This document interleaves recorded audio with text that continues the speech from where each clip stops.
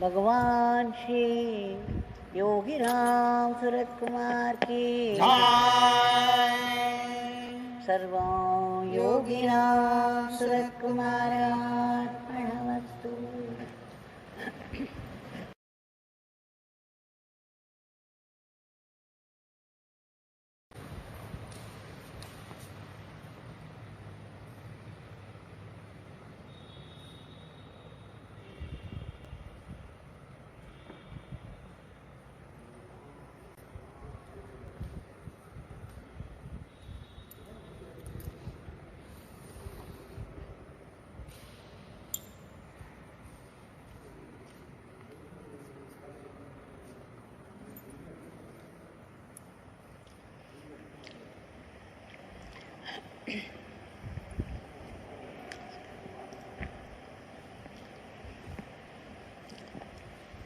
We are absolutely thankful to Bhagwan for this gracious gesture of his, for the gift of grace that we could sing his beautiful, powerful Nama in the evening twilight, when all the gods would be engaged in worship, sending a huge current of divinity.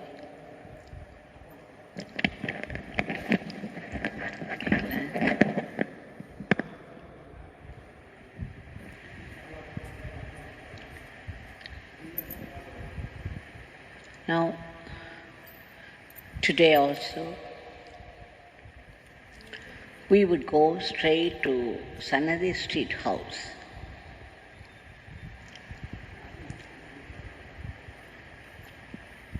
Many people had seen it in its full glory, and newcomers have no idea how it looked. When you enter Sanadi Street House, there's a veranda, a small one, L-shaped, and the long window, the long and wide window, which serves as a wall. You would see the whole window completely filled up with dry malas, so that people could not see inside.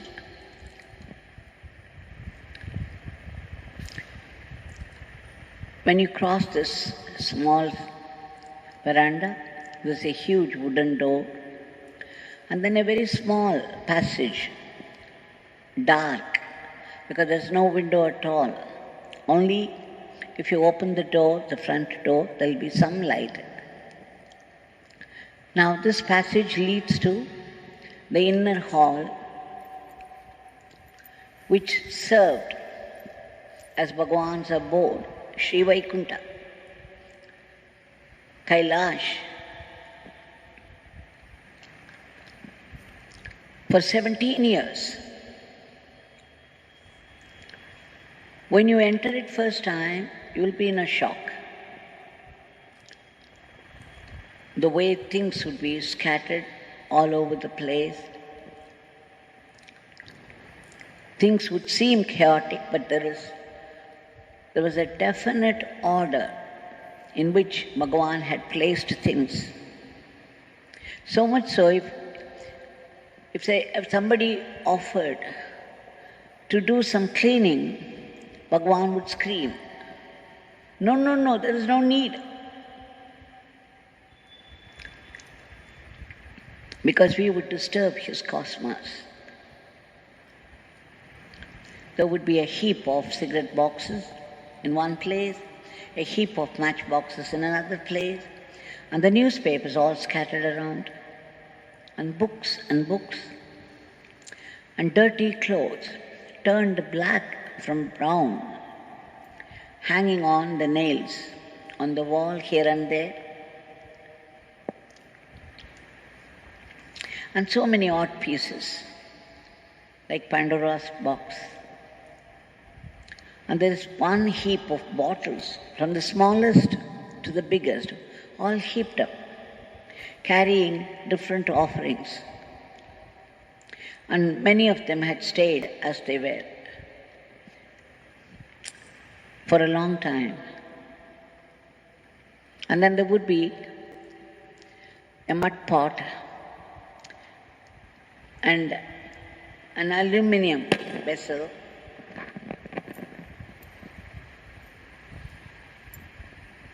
over which he would put his coconut shell.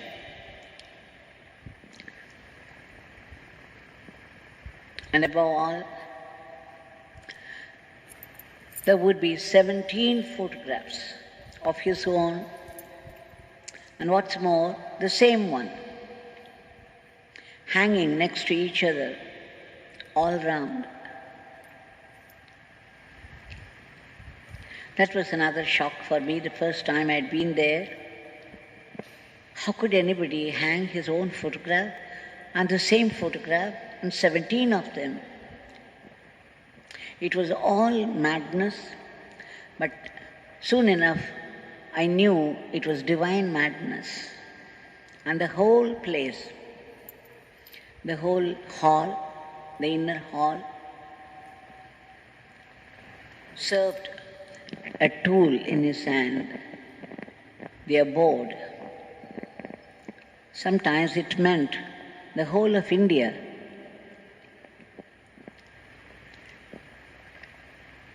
Many, many subtleties on the walls.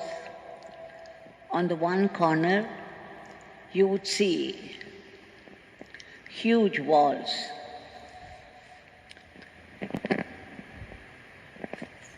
which would serve as a structure for protection, like you see in the fort, tall walls of stones. He had drawn it personally himself. He climbed on a stool and drew those pictures by his own hand. So on this corner, you see the compound wall, this tall compound wall, high walls, sound like a very protective walls. In the next corner, on the western side, you see, once again, the same type of drawing representing the high walls, which would serve as a shield of protection. The other two corners, the third corner, you would see one half of a bow joining with the other half of a bow, and then the arrow would not look like an arrow, it would look like a flag. And then the fourth one, waves of blue ocean. Such mystic drawings. Nobody knew what exactly they meant, but one could guess,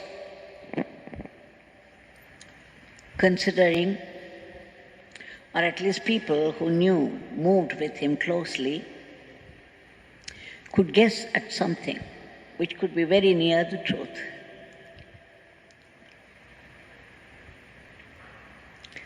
Now, in the beginning, Bhagwan, behind which there are rooms, small rooms, 3 or 4 of them. In the earlier days, people could stay with him And some friends had stayed in the back rooms. But in the late 80s and into the 90s, Bhagwan began to give darshan only in the small veranda, mostly.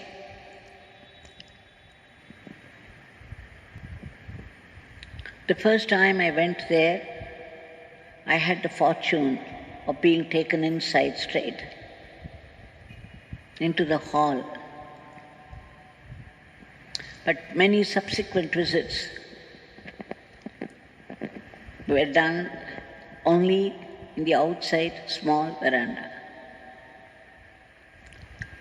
Now one day,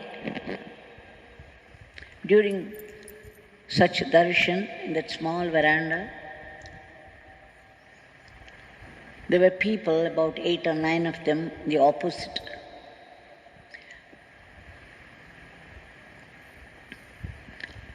Inside, I forgot to tell you, there used to be small mats, not very small, but mats torn here and there with huge holes, and so exposing the floor beneath. And there would be a lot of dust. He would have spread it there only for the visitors to be seated on that. There were more holes than mat. And then in the next bay, there would be gunny bags rolled, just 2 or 3 of them rolled into a bundle which served as his pillow. And one gunny bag spread on a cloth was his bed.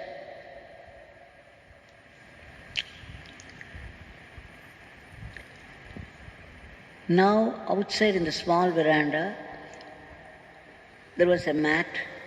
Again, it was torn here and there. That was his simhasan, that was his throne. This emperor of the whole cosmos was comfortably seated, very majestically seated on the stone mat, and conducted his spiritual ministry. When I was seated there one day, there were many people on either side,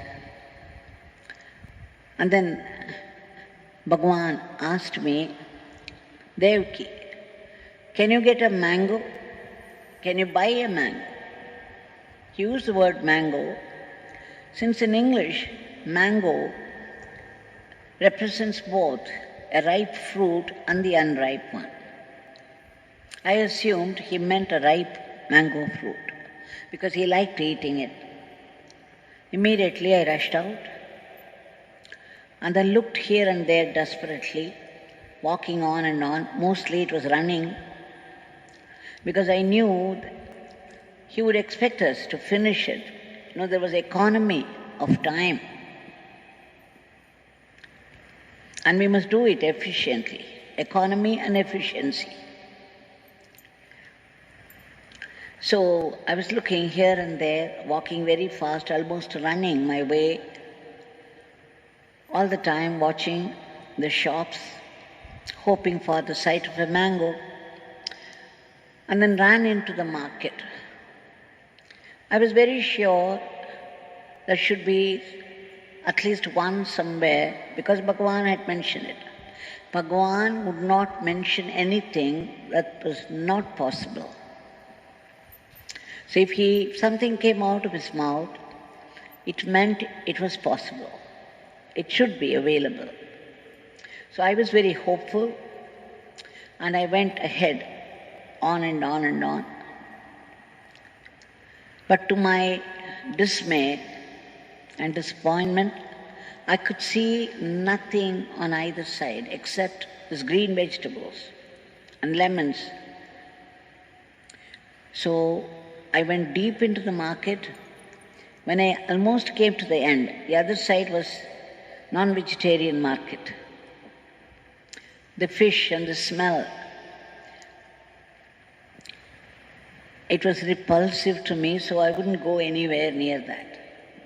But that day I could not help because I was looking for a mango, and all I could think of was Bhagwan and the mango. Everything else went out. And finally, just where the market started, on this side completely filled with fish, just the last one, there was one lady seated, a leaf in front of her, and then she was selling some vegetables.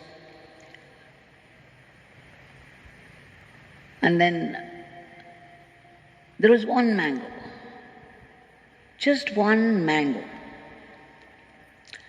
And I don't know how I could see that at all. I mean, there were small heaps of other vegetables.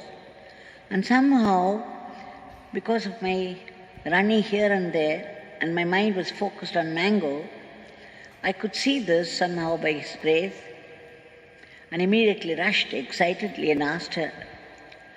She said, "Oh, for that Visiri Panka Baba, you have come. I know I have seen you there so many times. You wanted for Panka Baba." She was very happy that her mango was being sold for the sake of Panka Baba. And so she gave it to me happily, and then I pressed the money into her hand and then ran almost all my way because it was getting late and Bhagwan would become restless. He could not afford waste of time because he said Father's work was heavy. He had no time even to bathe or eat sometimes. In fact, the inside of Sannadhi Street house sometimes looked like the dumping ground. And he would say, "Oh, it's an ocean. How could this beggar search for anything at all here?" And then he would say, "Oh, this beggar cannot put things in order. He has no time." So he had no time. He could not afford to wait for me. And he had told me that every moment his Father's work was getting done through him. So I ran, and panting for breath, I entered and promptly placed the mango in front of him. Bhagwan was happy to see the mango, though it looked very green and unripe. So he took it in his hand. "Oh, you managed to find one?" "Yes, by your grace." "Okay, you go and sit." And then he took it in his hand, and then he looked at it. He scrutinized it from this side, that side, rolled it a few times. There was a smile on his lips. It was this smile that I was waiting, hoping all the time for, because this smile was my Brahmananda, the final bliss. I sought no other Ananda except this approval, the smile of approval on his face. He was happy and satisfied. What more do we want in life? We lived only for that. So when I saw him smile, it made my day, and my life's purpose was fulfilled. I felt very happy. And then just before I left, he called me with one finger and dropped it into my hand and said, "Devaki, you make chutney of this and bring it for this beggar." So I understood it was unripe. In any case, he was happy with it, so I was happy with it too. And then in the afternoon, I made some chapatis for him, fluffy chapatis with mango chutney. And I was praying all the time that it should be tasty and that he should be able to take it. It should not become a punishment for him. And with the prayer I entered and then prostrated before him and then kept it. He gave a beaming smile. "Oh, you have brought mango chutney."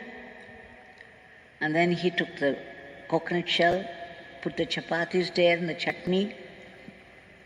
He ate it with relish, or so it seemed to me. So this is one thing, because for me, he was giving me test after test after test, many, many of them. He would test my resourcefulness, he would test my intelligence, he would test my intent behind my actions. He would see how efficiently I would be able to do a thing, so many things. Another time again, he called me, there were many people again, and then he said, he gave me 2 rupees from his pocket and said, "Devaki, go and buy something which this beggar can take." He did not say anything, mango, nothing was specified. Just 2 rupees. Now it was a great responsibility with me. And then I started to pray, chant his name, desperately went out. Now what to buy? That he could eat. And then I looked here and there for 2 rupees, something that he would take, and sometimes he would share it with people around also, in which case there should be something at least left for him. So the first thing that I saw was the juice of the grass. But I thought, okay, he had had enough of it in his wandering days, when he had nothing at all to eat. I believe sometimes he would pull out the grass from the ground and then grind it with 2 stones and make a ball and eat it to appease his hunger. Because sometimes 2 or 3 days he wouldn't get anything at all to eat or drink. So my eyes filled up. When I thought of it, I told myself, okay, this would be the last item. He had had enough of this before. And then I was looking for a ripe mango again because he liked it so much. But then, unfortunately, nowhere could I see it. And then I went up to the end of the market like before, but I could not buy anything that would satisfy him. That's what I felt. And then again I ran all the way back, desperately again chanting his name and praying. And suddenly the thought of bread came to me. And then I knew it was 1 loaf, could be cut into slices. If he wanted, he could eat it himself. Or if he wanted to distribute, there would still be some pieces left for him. Either way, it would be ideal. And the bread wouldn't be distasteful. So I thought, okay, this would be ideal. But then the next fear was, only 2 rupees. Suppose he said something more than 2 rupees, I could not buy it. What would I do? Anyway, I thought I would take a chance and rush to a shop very near his house. Just behind that chariot manda. And the bakery was open to my delight. And then I wanted a loaf of bread. Immediately packed one. And then with a fluttering heart, I asked him, how much was that? He said, 2 rupees. You can imagine, I almost jumped in joy. He made my heaven. Immediately I rushed back to Sannidhi Street House, somewhat panting for breath. And then inside, I kept it before him and looked up at him. And my God, there was a beautiful, bewitching smile on his face. And that was all I wanted. That was my nirvana, this state of bliss. And then he slowly opened it and he saw the slices, because I asked the bakery man to slice and put it. So immediately he started to distribute, and finally 3 slices were left. He looked at me, wouldn't give me anything. He ate up the whole 3 himself. And I was happy because I wanted him to eat. There was only 3. My regret was there were only 3, and I was happy he ate up the whole thing. But while he was distributing those slices, the slices were cut, but they were all stuck together on one corner, and therefore, while snatching it from that, few pieces had dropped inside and outside. So after eating of the 3 slices, there were few pieces of bread in that polythene bag, and few had dropped down. He gave it to me, immediately called me, and with a smile, "This beggar has eaten up everything, not left anything for Devaki. Only this is there." I said, "Okay, this is my fortune." I was so happy. I took it from him, and then I asked him if I could pick up those pieces on the floor also. He readily said yes. And again, that was my sumptuous meal that day. When I looked at those pieces and I picked them up, the thought came to me, the English expression, "the crumbs from the master's table." Literally, I was picking up the crumbs from the master's hands, and that is how the title came to my mind, which I used for some of my articles. The Bhiksha from the Divine Bhikshu, the crumbs from the master's table. You see, it is a very simple action of going to a shop, buying something for him. But it was not so simple for many of us who served him. So many things were involved, so many subtleties involved.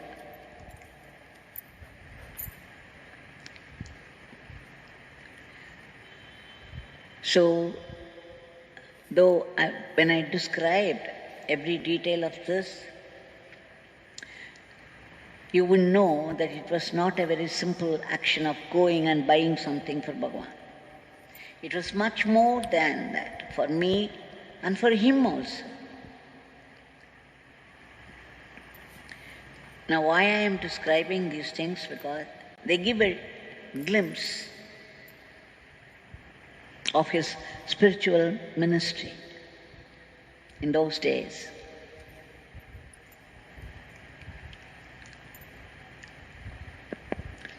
Not only these pieces from his hand, whatever he said, his teachings are also his uchishta, the leftover of his experiences.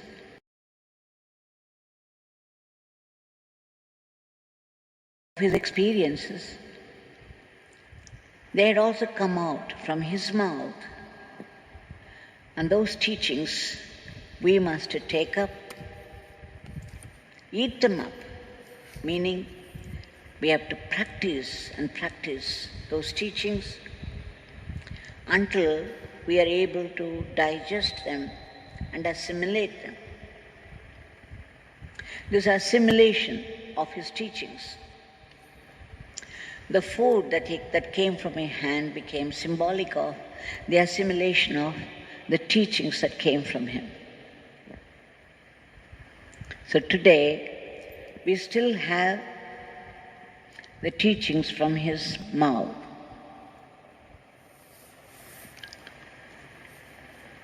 That anybody could still pick up and practice and make it their own.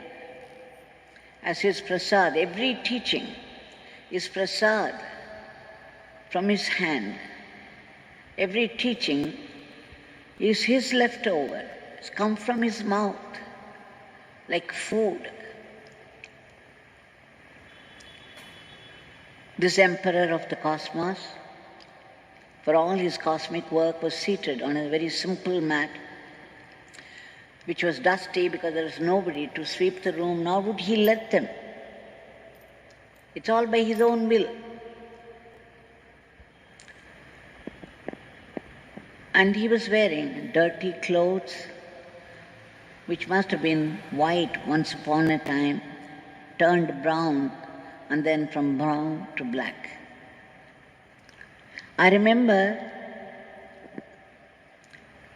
a writer, a famous writer who had come there, a lady writer had come there once when I happened to be there.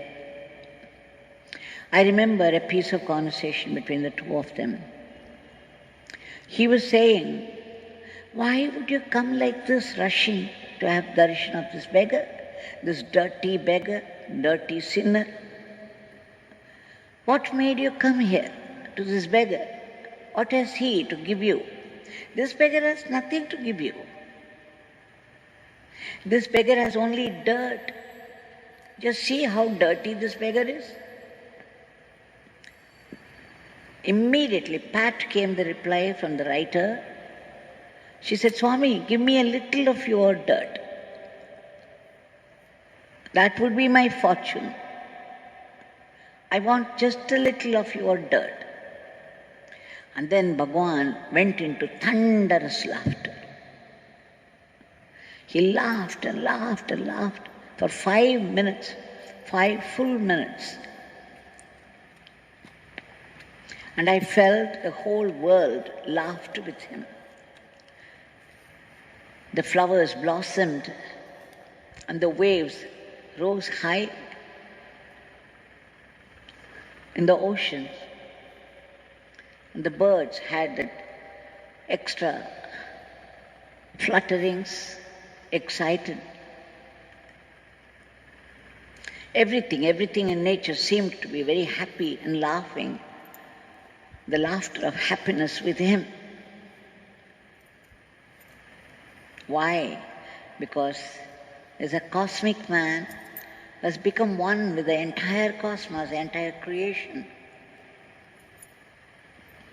There's a very beautiful story about Shuka Muni. Shukadev, the son of Vyasa.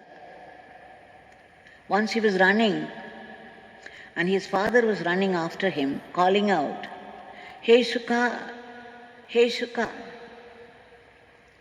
And I believe on the way every tree, every plant, every bird, everything in nature responded to the name Shuka because he was one with them. The tree thought it was being called by father. The bird turned and looked, thinking that it was being called. Why? The Shuka, at the age of 16, was one with the entire creation. The creation identified itself with him. Such is the beauty of the divinity of these great masters. And this Bhagwan is here right in front of us, with the same smile on his lips and hand raised in benediction. And there's a constant flow of grace for all who choose to seek it.